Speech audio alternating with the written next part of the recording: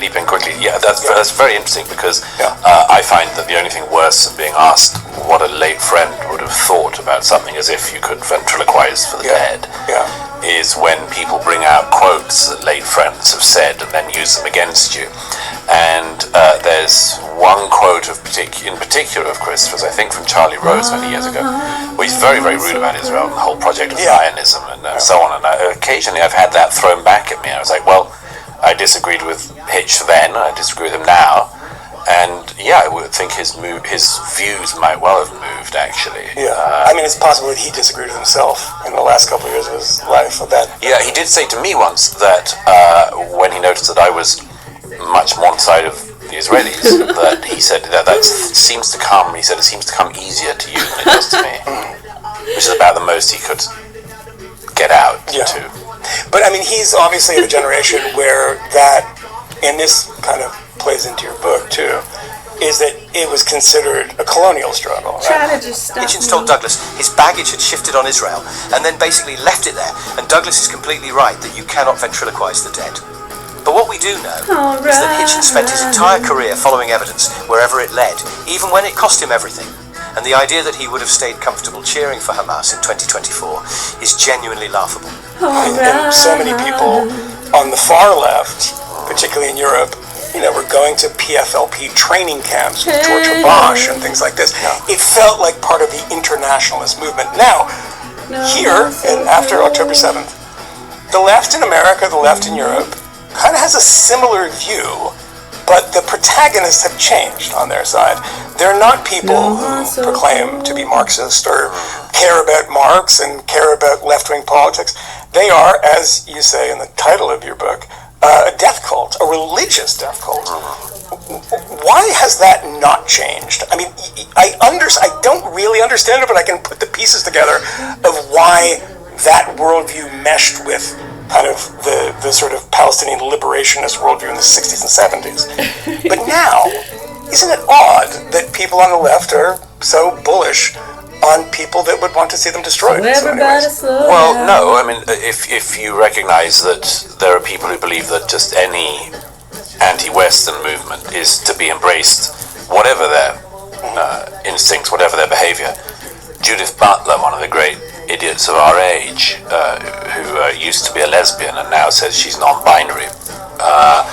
She said, "I think, a non-binary lesbian." I don't know. You'd have to ask her, and she wouldn't know.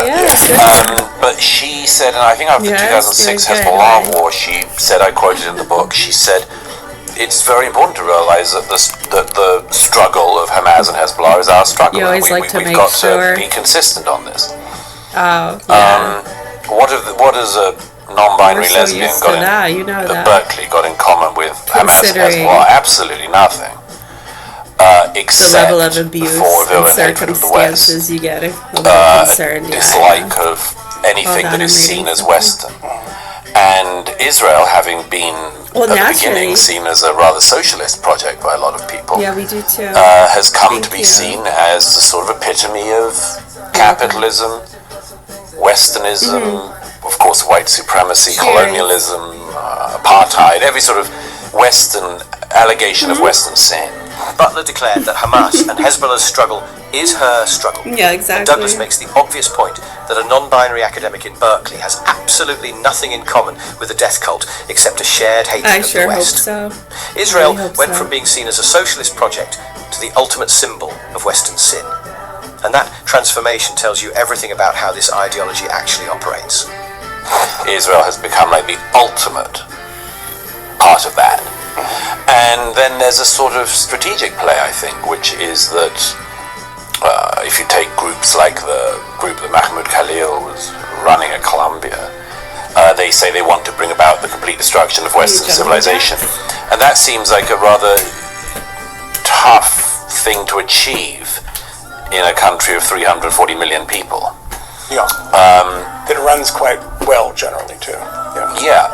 It's easier to see how they might try to destroy a nation of just, say, 9 million people, surrounded by quite a lot of countries and quite a lot of groups that want to annihilate that country. So I think they've just done target selection, which is that Israel could be destroyed first and everyone else next. And that of course, sounds ludicrous. And I don't think my they're going to achieve form's way off. it. But My that balance is is a little floppy at the moment. And you mentioned the book. You want me to do it with this better has form? a long lineage. You mentioned Richard Falk, who used to pop up all the time. I think he might have died. Has he died? If not, he's undead, and he pops up, making me think. He was the one who praised the revolution in Iran. And thought in the New York Times in 1979, at the beginning of the revolution, and thought that the Ayatollah Khomeini would be a progressive force and would be interpreting the Quran with a degree of liberal toleration, which showed that Falk was wrong. And Foucault was also was hot for Khomeini. Foucault, hot for Khomeini. This would be a great biography of him. You should write hot for Khomeini. There being no form of masochism that Foucault so many didn't embrace in his private or public that deal with those I things, mean, aware. It surprises a lot of so many people that when have they see things lost a lot, I remember after and still the number of people it gives us were strength sending me this stuff, and I said, and helps us to at least keep speaking the truth. Douglas's point about target selection and not slip, into deep pits of depression and psychosis. A lot of people do when dealing with such traumatic environments. So yes, thank goodness. Richard Falk and Foucault.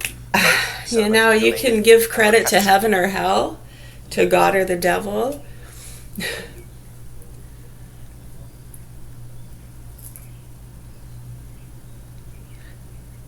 To the ice or the coals.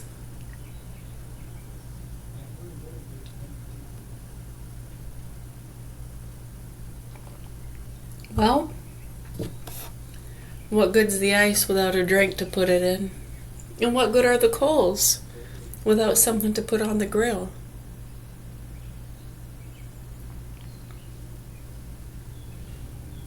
They're both just as important.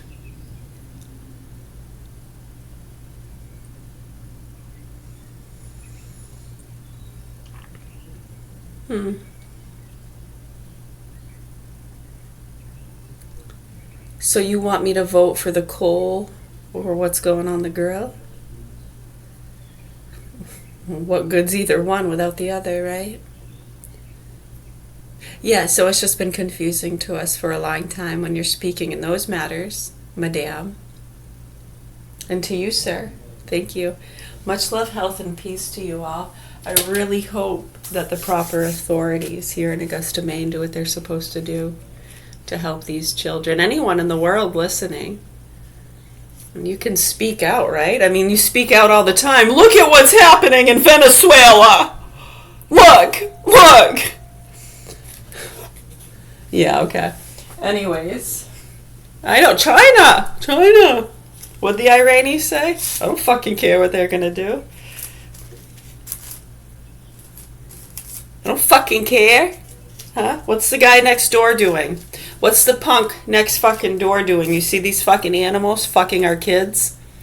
Acting like total fucking psychotic monsters. They're over-medicated. Why? How did that happen? How did all that funding that was supposed to go to the schools and security and surveillance for our children and mentally ill and elderly, how did all that get shifted and go into the hands of fucking nasty pieces of shit punks and sluts and drug traffickers, huh? I know, and they're all telling their recover stories. Kennedy. Hey, Kennedy. I mean, you've probably heard a lot of stories. All these different rehab groups you've been going around to and motivating them to get clean and live better lives, I mean, that's the cesspool, isn't it? A lot of people that work and depend on these fundraising companies for a job.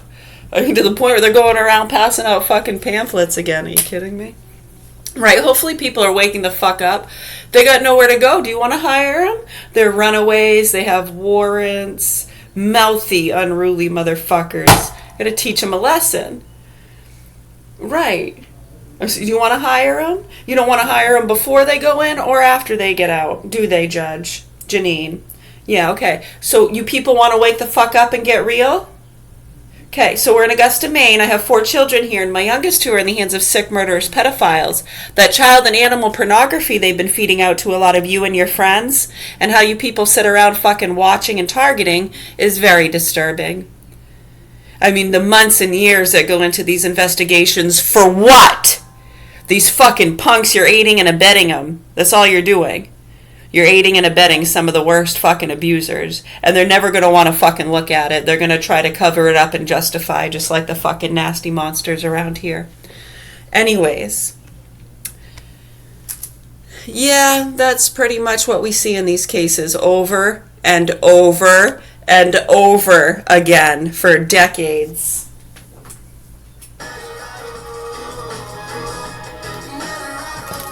El Dorado. El Dorado.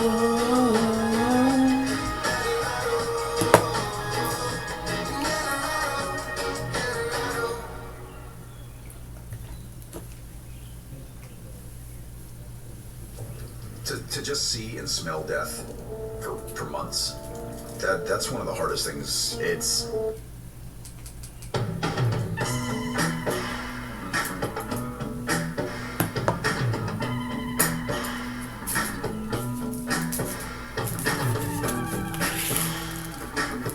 Yeah. Which one? Yeah, tell me what your name was, your daddy. So we can take it back like we dirty out. This trench coat talk, make it snappy. I see you with the heels, walking shame through the lights. That's me. Legs, drive private eye. Girl, you got secrets and your walls can't hide. Boom, 007 like a spy. If you only knew that I'm on the other side. What? What kind of what? Are you making fun of my burp? Air burp.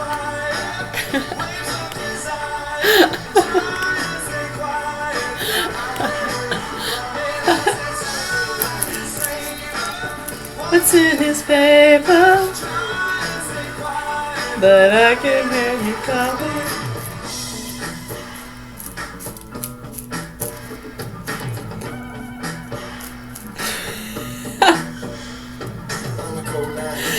You know what? When I was a kid, someone came over visiting.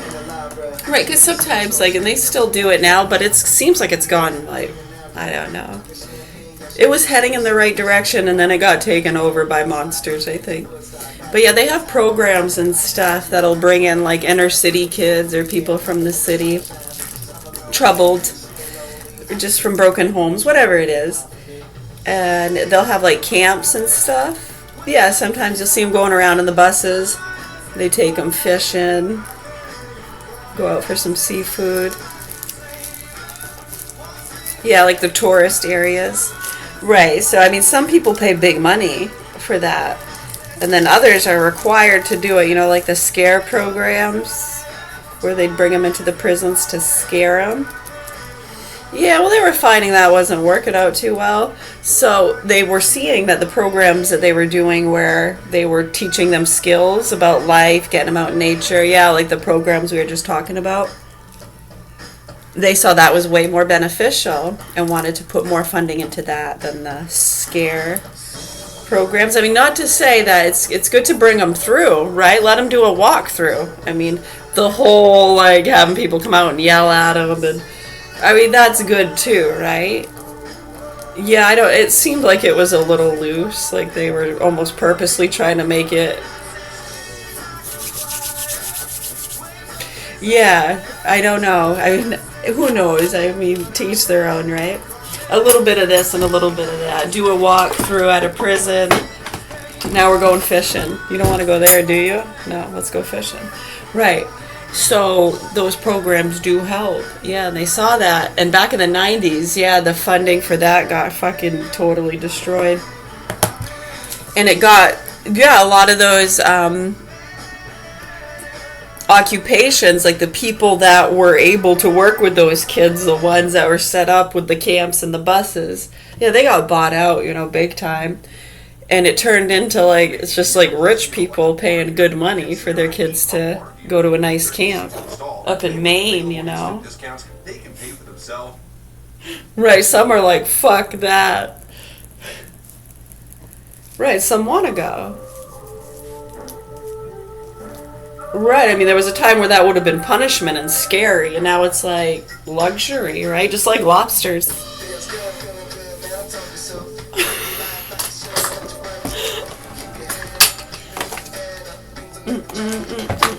Right, so a lot of people were like, well, why don't we just implement these things in the public school systems? Why does it have to be like a paid for special class to do art or go fishing? Go back. And what years did they take the fucking art and music out of our school? I was so fucking pissed. I was like, they're taking the best subjects. I was so fucking pissed. And then Mr. King died, and I couldn't even tell him. Because I know he would have fucking said, what the fuck, right? I'm like, Mr. King, are you going to let them do this? Oh, he's dead.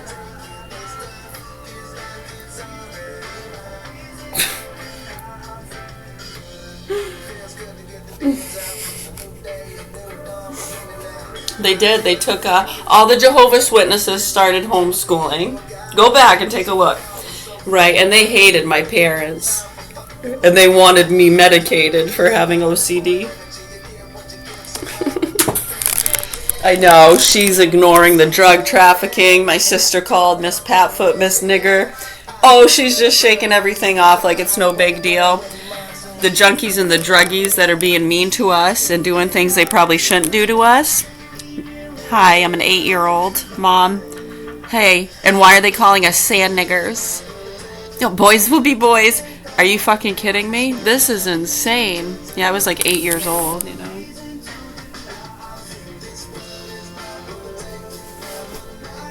Yeah, and then you have my fucking older siblings doing their fucking nasty fucking bullshit.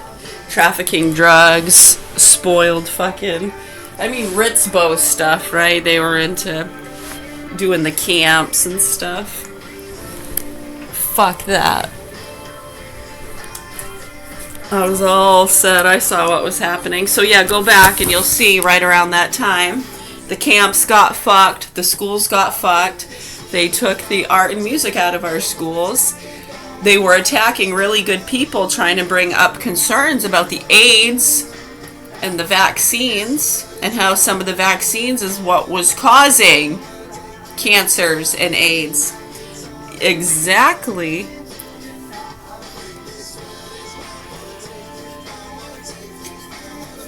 Toxic buildup.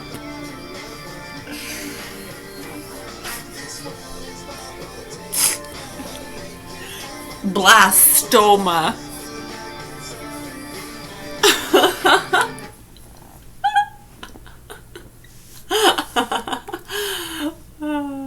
That's great. It's John the Revelator. It's John the Revelator. Wait, I can't get the beat in my head. Hold on, I have to listen to it to get the beat. John the Revelator. John the Revelator. John the Revelator.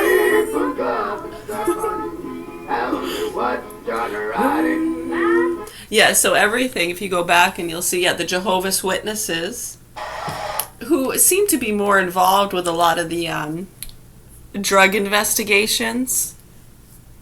Right, and he had these guys going back and forth with the technology. They were orbing each other and gaslighting each other like fucking crazy. They were pissed about the beer and the deer. Do you remember Michael Dukakis? They were pissed about Michael Dukakis. There's the guy's name. No, I'm not making a funny. That was his real name. They said, what was his real name? They thought I changed it to be funny. No, that was actually his real name. Oh, like Gavin Newscomb? No, his real name was Michael Dukakis.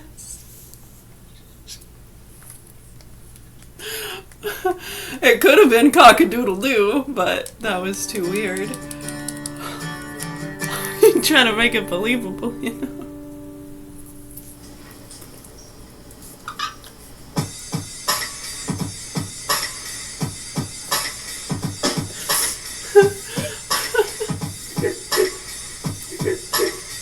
Get the fuck out of here.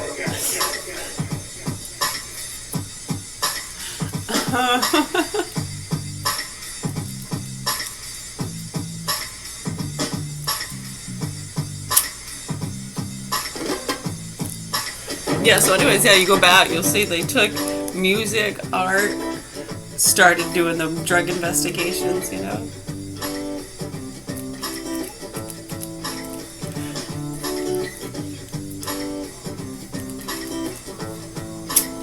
Hey Kevin, come on over here and tell them what time it is. Okay.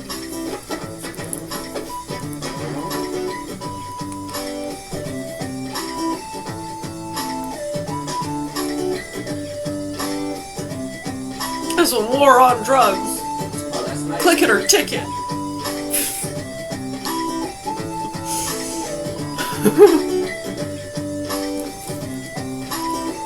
Alright, now get out of here. I got this feeling inside. Can't find no balance in Hey, my mind. if you see a piece of litter, pick it the fuck up. I need a coffee and But don't touch it. It could have fucking diseases on it. You're confusing me. I must be missing a point. I need a coffee and a joint. Coffee in the joint, coffee in the joint. Yeah. Coffee in the joint, coffee in the joint. Coffee in the joint, coffee in the joint. Coffee in the joint, coffee. Yo, higher than an F-16 in Walgreens. Trying to find some hot drops at the bottom of the Listerine.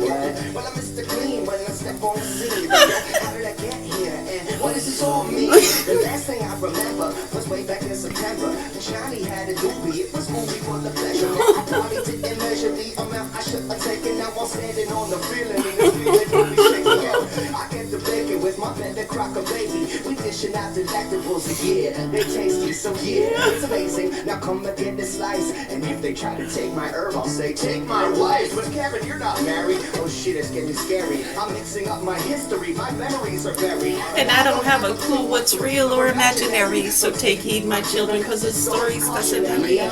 I got this feeling inside. Can't find no balance in my mind. I must be missing a point. I need a coffee and a joint. I got this feeling inside. Can't find no balance in my mind. I must be missing a point. I need a coffee and a coffee in the joint, coffee in the joint. What? Coffee in the joint, coffee in the joint. Come on now. Coffee in the joint, coffee in the joint. Woo. Coffee in the joint. So, I was standing in the corner of the kitchen by myself, eyeing up the pop brownies on the top shelf. I'm thinking maybe just a nibble to do, but I didn't eat dinner, so I gobbled down too. Oh shit, I fucking blew it. Yo, I got to keep this conversation fluid. Yo, too high to function. I'm feeling like a clown at a funeral luncheon. I'm a goner, man, I've reached my marijuana maximum consumption. Yeah, goddamn hors d'oeuvre, threw my knife over a curve. But I could be the hero that this party deserves. So A moment that one of the many, many dispiriting moments of being Jewish when you realize on the other side of the Holocaust in Germany, Can't you find have no the balance in Baader-Meinhof my gang buying weapons from far-right Yeah. neo-Nazis in Berlin.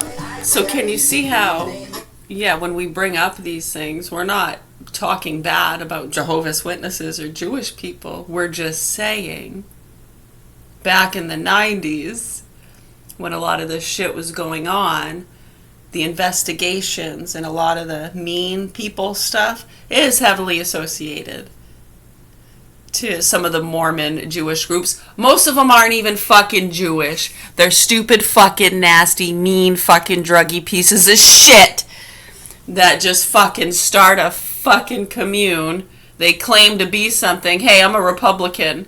And you know what? I think I'm going to be a Democrat today. No, you know, I'm liberal now. Do I need a card?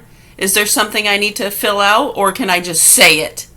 Yeah, wake the fuck up, you stupid fucking pieces of shit! Sorry. I'm so fucking sorry, dude. This is so fucking sickening to us. We've been dead for many years while our children are being fucked and tortured. Pardon our frustration. You can call it passion if you want to, you bunch of fucking Fruit Loops. Yeah, anyways. But yeah, it's heavily associated. That's what a lot of that's from back in the 90s. They all started homeschooling. They were complaining they had to color Santa Claus. I know. And then the Catholic kids were complaining that the Jewish kids got extra time off of school. Right, because they would start when they would find out, when are you going to be doing holiday stuff? I don't want my kid coloring Santa Claus and doing that stupid shit. Right, Candy? Yeah, amazing, isn't it? You know, I think it was their driveway I turned around in when I was drunk. I was like 15 or 16. I was really drunk. I turned my car around in their driveway. She got bucked off a horse, didn't she? Yeah, they had horses. Yeah, she got bucked off a horse and hurt her back pretty bad, years back. But yeah, I remember they used to complain. I mean, interesting, the associations they have with horses too, huh? And the Special K crew. Yeah, so think about that, folks. And then they want to turn it into people being mean to Jewish people. And they got people like Roseanne and other people sticking up for them. And she's one of the ones, right? The drug trafficking lines. You're like, what are you, fucking stupid? I know, but carry on, folks. Carry the fuck on. I mean, they gotta do the best they can in their worlds, right? Yeah. No balance in my mind. I must be missing the point. I need a coffee and a joint. Coffee in the joint, coffee in the joint, what? Coffee in the joint, coffee in the joint, alright. Coffee in a joint, coffee in a joint. Coffee in a joint, coffee in a joint. Coffee in the joint, coffee in the joint, alright. Coffee in the joint, coffee in the joint, yeah. Coffee in the joint, coffee in the joint. Coffee in the joint, yeah, that's right.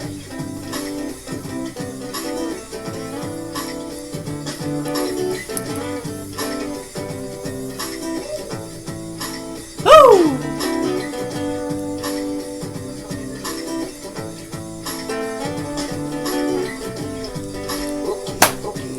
Let's take them out. Where's my spoons? Gonna play those spoons.